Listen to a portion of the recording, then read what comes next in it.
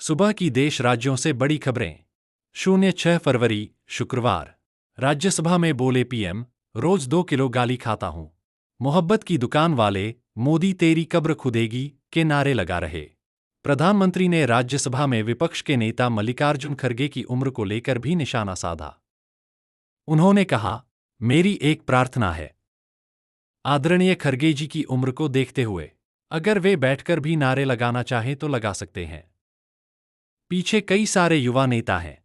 PM Modi ने कहा, देश का हर व्यक्ति यह महसूस कर रहा है कि एक अहम पड़ाव पर हम पहुंच चुके हैं।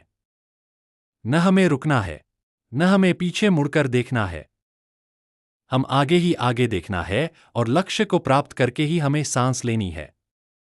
उस दिशा में हम आगे बढ़ रहे हैं। प्रधानमंत्री ने कहा, आज विश्व में जो चुनौतियां पैदा हो रही हैं, भारत उनका समाधान देने, आशा की किरण देने वाला देश बना हुआ है। हम समाधान दे रहे हैं। आज अहम अर्थव्यवस्थाओं में भारत की विकास दर काफी ऊंची है। ऊंची विकास दर और कम महंगाई एक अनोखी उपलब्धि है। प्रधानमंत्री ने कहा, कल मैं एक माननीय सदस्य को सुन रहा था। यूं तो वे अपने आप को राजा कहलाने में गर्व महसूस करते हैं, लेकिन कल आर्थिक असमानता की बात कर रहे थे। कोई अपने आप को राजा कहे और आर्थिक असमानता की बात करे तो क्या कहेंगे? पीएम ने कहा, विपक्षी नेता संसद से बाहर जाने पर जो लोग थक गए वो बेचारे चले गए, लेकिन इनको जवाब देना पड़ेगा कि देश की ऐसी हालत कैसे बना रखी थी कि दुनिया का कोई देश हमसे समझौता करने नहीं आना चाहता था। पीएम मोदी ने कहा, अब जहां तक कांग्रेस का सवाल है, मैं साफ कहना चाहता हूं कि कुछ मत करो। सिर्फ लाल किले से कांग्रेस के प्रधानमंत्रियों के जो भाषण हैं, उनका विश्लेषण कर लो। आपको साफ लगेगा कि न उनके पास कोई सोच थी, न उनके पास विजन था, न ही इच्छा शक्ति थी। इसका नतीजा देश को भुगतना पड़ा। राज्यसभा में पीएम मोदी के संबोधन के बाद कांग्रेस सांसद और लोकसभा में विपक्ष के नेता राहुल गांधी ने एक बार फिर उन पर तंज कसा है। राहुल ने एक्स पर पोस्ट में कहा कि बस सवालों से इतनी घबराहट।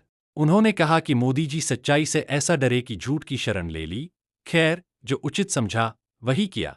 खड़गे ने कहा, अगर हमारी बात सुनी जाती तो गतिरोध खत्म हो सकता था, लेकिन सरकार ने ऐसा नहीं किया। कांग्रेस अध्यक्ष ने कहा, मोदी सरकार हमारे नेताओं का अपमान करती है और विपक्ष को अपनी बात रखने नहीं देती, इसलिए हमने इसकी निंदा की और सदन से वॉकआउट कर दिया। खड़गे ने संसद परिसर में संवाददाताओं से कहा, आज राज्यसभा में पीएम मोदी महामहिम राष्ट्रपति जी के अभिभाषण पर चर्चा का उत्तर देने आए थे। हम उन्हें सुनना चाहते थे, लेकिन हम 4 दिन से देख रहे हैं कि लोकसभा में नेता विपक्ष राहुल गांधी को बोलने नहीं दिया जा रहा है। गृह मंत्री शाह पहुंचे जम्मू। आज सीमा पर सुरक्षा का लेंगे जायजा। जवानों के लिए 6 नई योजनाओं का करेंगे शुभारंभ। साख पर सवाल। एयर इंडिया के लगभग 3/4 विमान तकनीकी रूप से बीमार, सरकार ने संसद में दी जानकारी।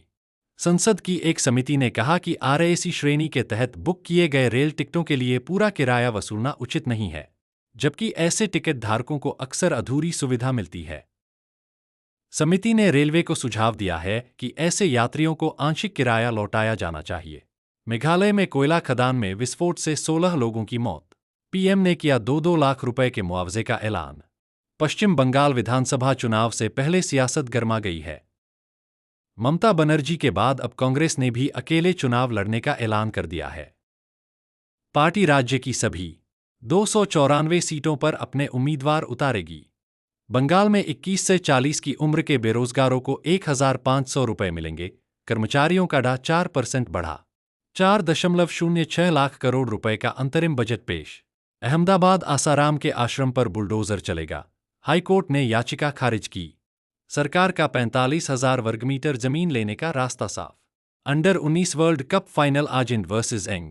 10वीं बार खिताबी मुकाबले में भारत 2022 में इंग्लैंड को हराकर 5वीं बार चैंपियन बना था।